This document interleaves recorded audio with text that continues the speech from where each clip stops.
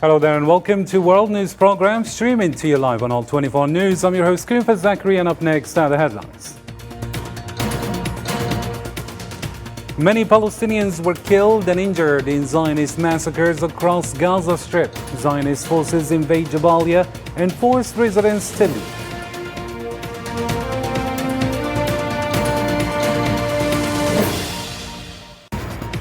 Zionist forces continue to force Palestinians to evacuate areas in Rafah, adding to the over 150,000 already displaced in the region. South Africa, meanwhile, demands international justice and immediate protection for Palestinians. That's next.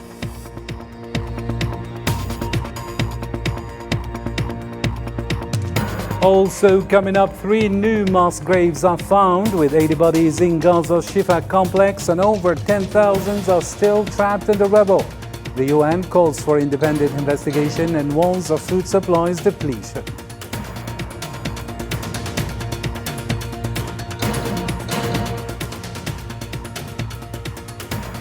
Also ahead, the Algerian president pledges support for the Sahrawi people's quest for freedom and independence and praises the military's readiness for any challenges in the region. Stay tuned, the details are right after the break.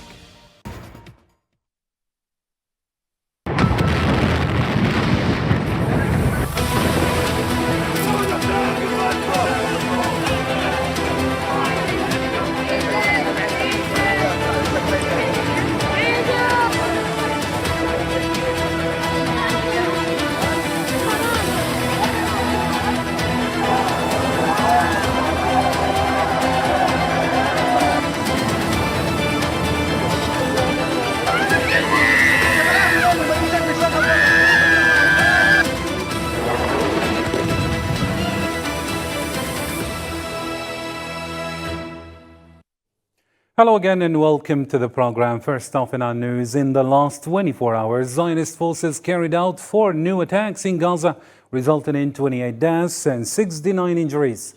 This adds to the toll of over 34,971 Palestinians killed and 78,641 wounded since October 7th. The attacks targeted residential areas, including Al-Khatib family home and a house in Gaza's Old Town, as well as Nusayrat camp, Zuwayda neighborhood, and Rafah city. Later on, Jabalia refugee camp was also hit, causing further casualties and destruction. And from Friday night to Saturday, a tragic new massacre unfolded in Deir al-Balah in central Gaza. Dozens of Palestinians were killed and many others wounded, most of them displaced individuals forcibly relocated from Rafah Governorate. Here's Zahra Fajani with the story.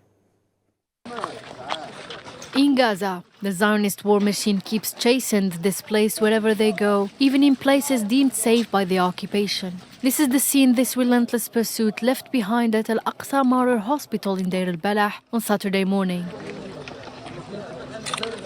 Bodies and remains strewn across the ground, remnants of many who were forcibly uprooted from Rafah a few days before. They threw flyers on Rafah and said, "From Rafah to El Zuwayda is safe. People should evacuate there," and they did. They fled to Zuwayda, and what has become of them? Dismembered bodies. There is no safe place. There is no safe place in Gaza.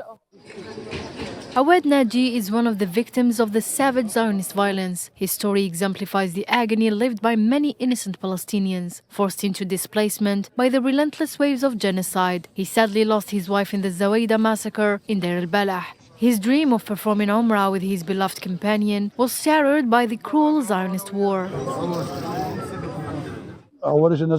We initially evacuated to Rafah from El Janina.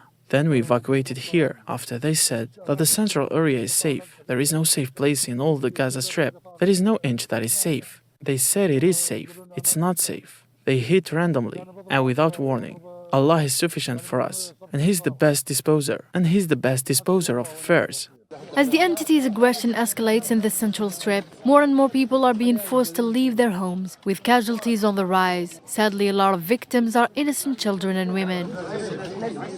These terrible acts happening openly day and night despite international warnings and criticism underline the brutality of the Zionist occupation. As Palestinians continue to suffer and pay heavy price, the UN and other global organizations just watch hopelessly, unable to stop this madness. Similarly, Palestinian journalist Baha Ukasha and his family were killed in a Zionist bombing on their home in Jabalia camp, adding to the 135 journalist casualties since October 7th. Zionist forces launched a new invasion of Jabalia, forcing residents to evacuate under threat of shelling and smoke bombs, affecting an estimated 150,000 Palestinians. And on Saturday, Zionist forces compelled Palestinians to evacuate additional areas in Rafah city, including its camps. Rafah, despite its small size, serves as a crucial refuge for over 1 million displaced Palestinians in Gaza who endure dire conditions, living in thousands of tents scattered across the city. More with Salman Asib now. Even with international pressure and the worries voiced by residents and humanitarian organizations, the Zionist entity has declared intentions to enter Rafah, where more than 1 million displaced people have taken shelter during the 7-month-long war. About 3,100 Gaza residents have moved to El Mawazi. We were in Gaza City and they told us to evacuate to Khan Yunis. Then from Khan Yunis, they told us to go to Rafah, and they are now telling us to evacuate to Mawasi, to leave Rafah. I have to do it. As you can see, I'll go to Zuwayda. In times of war, there is no safe place. There are strikes everywhere. A military spokesperson has urged people from Jabalia in northern Gaza, as well as residents from 11 neighborhoods across the Strip, to quickly find shelter west of Gaza City. I'm still here. Truth is, I can't leave. All the tents are gone, and I don't have the cash for a vehicle to move my stuff, which costs around 400 or 500 shekels. Can you imagine? It's tough. Rafah is massive, and those of us who need to evacuate are scattered. From Janina to Sultan and other places, we're stuck, not knowing what to do. Where can I even go? This evacuation order hints at more trouble ahead. The threat of more war and famine hangs heavily over the situation. The people of Rafah are feeling the strain, reaching their breaking point. 13 Palestinians were killed and others injured in Zionist airstrikes on Saturday in Rafah. 7 died in an airstrike on a house in Oraiba, 3 in a Salam neighborhood, and 3 more in the Brazil neighborhood.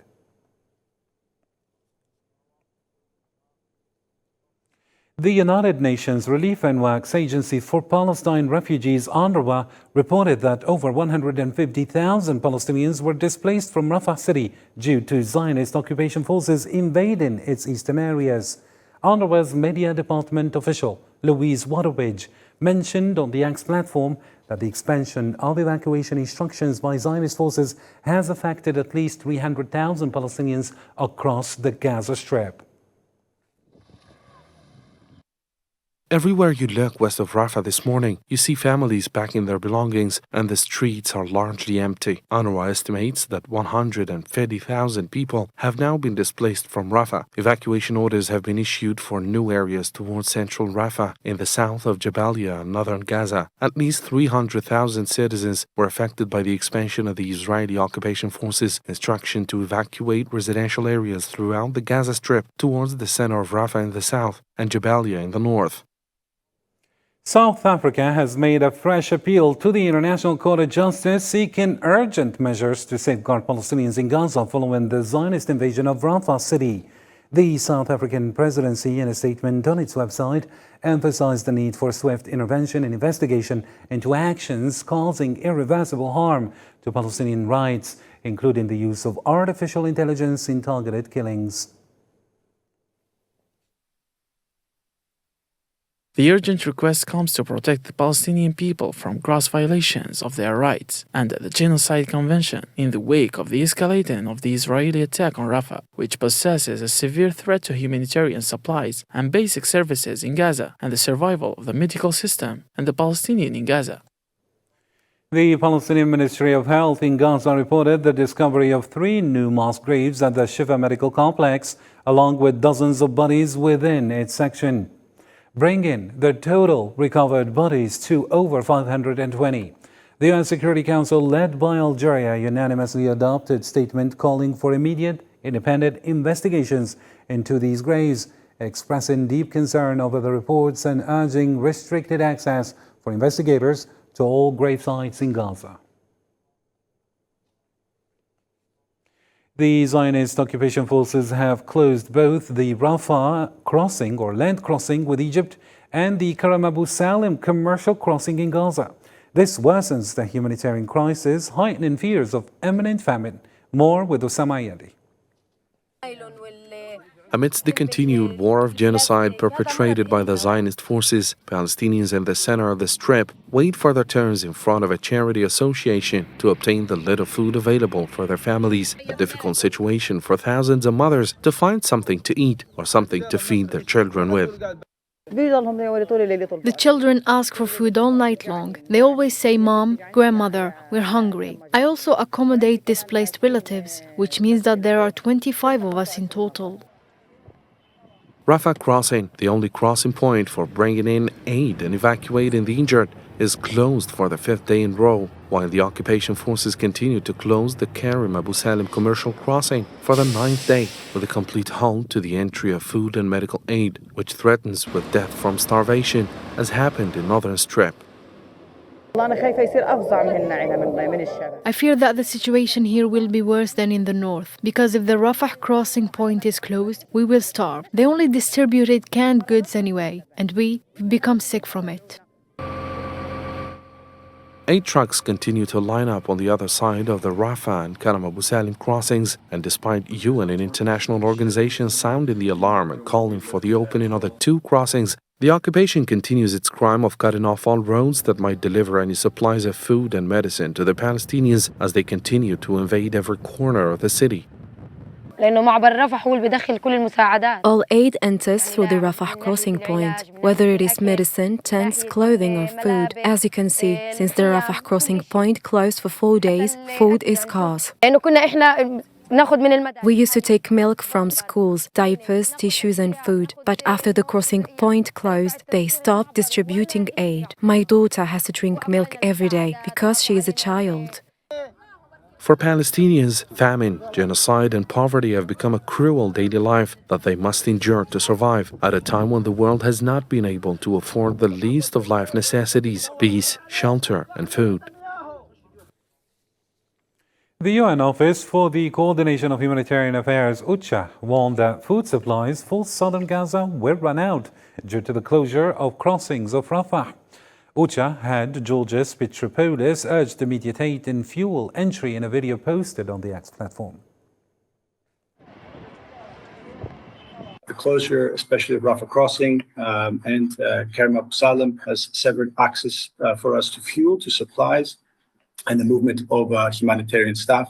It's also affected the movement of any civilians that could go out for medical evacuation. The World Food Programme in UNRWA will run out of food for distribution in the south by tomorrow. That means that people will be left only with what has already been distributed in their shelters, in their homes, and on site.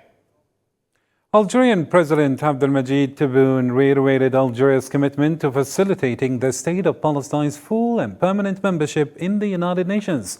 During a visit to the Ministry of National Defense in Algiers, he emphasized the importance of Palestinians regaining their independence and the right to establish their state after years of persecution.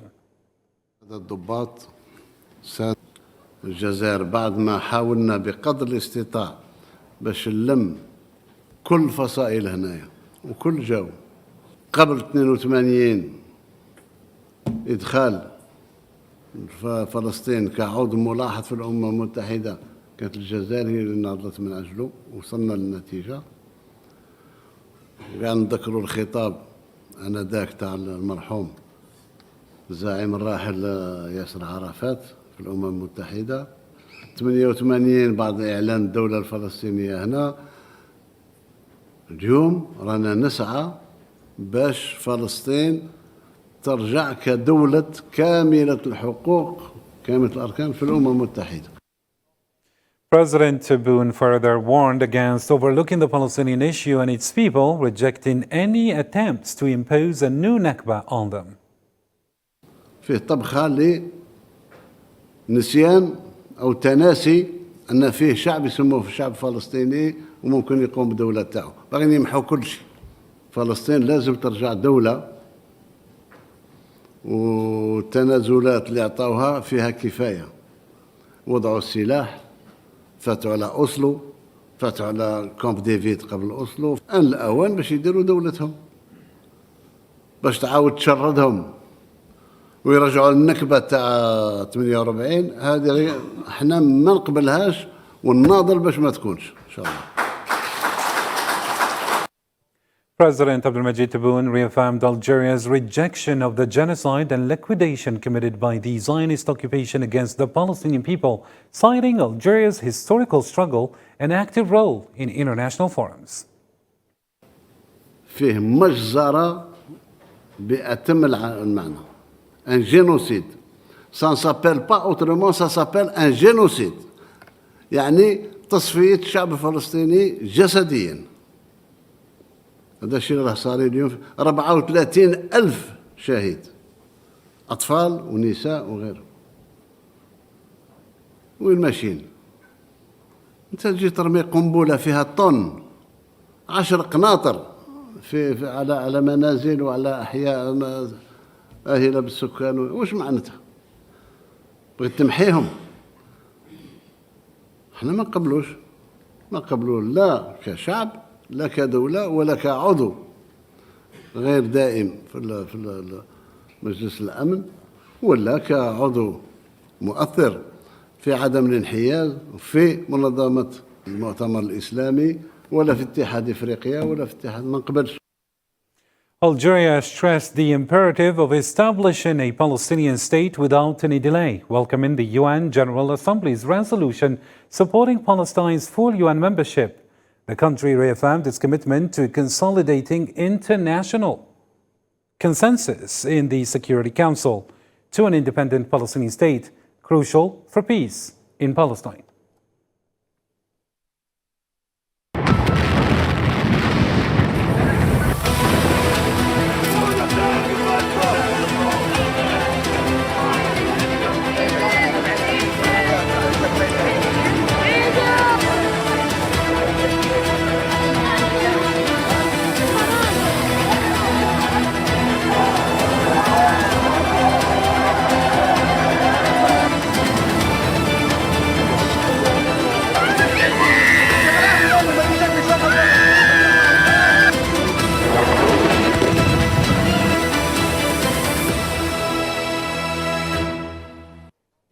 And in a different file, President Abdelmadjid Tebboune reaffirmed Algeria's unwavering support for the Sahrawi people's right to freedom and independence, stating that the country will stand by them under all circumstances.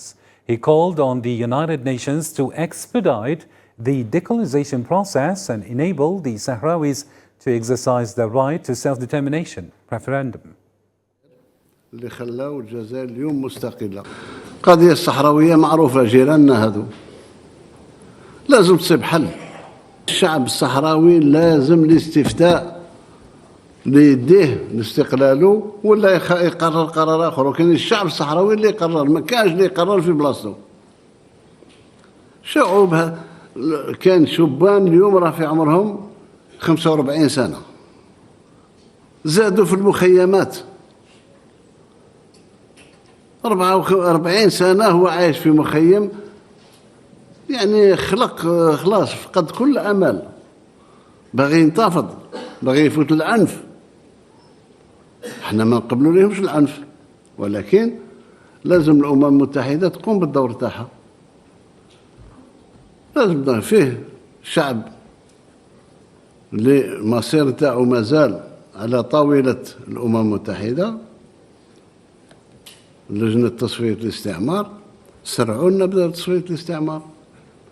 ده الشعب الصحراوي ما نتخلاش عليه أبدا، مهما كان الظروف، مهما كان الغضب تاع فلان ولا فلان، احنا هذه مبادئنا.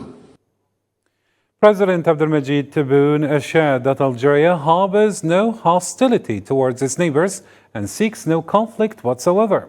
However, he emphasized Algeria's readiness to defend itself against any kind of aggression. President Abdelmajid Tebboune underscored that Algeria is focused on bolstering its military capabilities for self-defense purposes, not for aggression nor for intimidation towards neighboring nations. قد ما نقوي الجيش والهيبة نتاعو، قد ما ننقص من الأطماع نتاع الجهة الفلانية ولا الجهة الفلانية ولا الجهة الفلانية. ماهوش جيش اللي يقوي باش يعتدي. التاريخ يشهد للجزائر المستقلة من مارس 1962 إلى يومنا هذا، عمر الجزائر ما خرجت من الشرعية الدولية. عمر الجزائر ما تعدات على واحد، تعداوا علينا وهجموا علينا، ولكن احنا لا، ندافع على ترابنا فقط. إذن نقوي الجيش، وتقوية الجيش ما هيش باش نسيطر على منطقة ولا نسيطر على جيران. Participants in Mali's national dialogue proposed extending the transitional period from 2 to 5 years and endorsed the head of the Transitional Military Council, Colonel Assimi Goïta, as a candidate in the upcoming presidential elections. The recommendations announced by National Dialogue Committee reporter Boubacar Sow on state television also included reducing the number of political parties, initiating negotiations with armed groups, and dissolving all militias in Mali.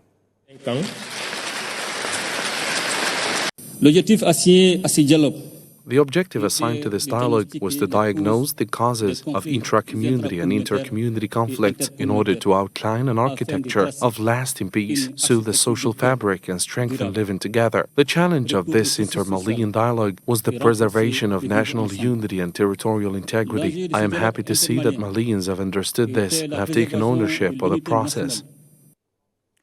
The Russian Ministry of Defense announced the capture of 6 villages in eastern Ukraine. Hundreds were evacuated from areas near the Russian border in Kharkiv. Ukrainian President Volodymyr Zelensky reported intense battles along the front line in Kharkiv, previously under Kiev's control since September 2022. More news stories in the News in Brief with Sofian Kenturi now. Lebanese Hezbollah declared the launch of numerous rockets and artillery shells toward the Ramia site, controlled by the Zionist occupation forces, near the border with the occupied Palestine. In a statement, Hezbollah reported targeting the fortifications of the Ramia site and a building housing the occupation forces in the settlement of Matla, with precision rocket fire and artillery shells resulting in direct hits. Morocco has experienced its most challenging grain season in 17 years, compounding the economic woes of a nation that typically imports approximately 75% of its annual grain requirements. The Central Bank of Morocco anticipates the need for importing over 10 million tons of grain, with wheat constituting half of this quantity. The World Food Programme revealed that the casualties from the sudden flood striking Baghlan province in northern Afghanistan have climbed to over 310 fatalities. Additionally, the International Organization for Migration reported over 100 casualties in Baghlan province and another 100 in Baraka province, where floods wiped out more than 2,000 residences across the 2 districts on Friday. Salut à tous. In a video shared on Friday across social media platforms, French international Kylian Mbappé confirmed his decision regarding his future with Paris Saint-Germain. He announced his departure from the club at the end of the current season, marking the conclusion of his 7-year tenure with the team. Well, that concludes our program for today. Thank you for tuning in. Until next time, take care.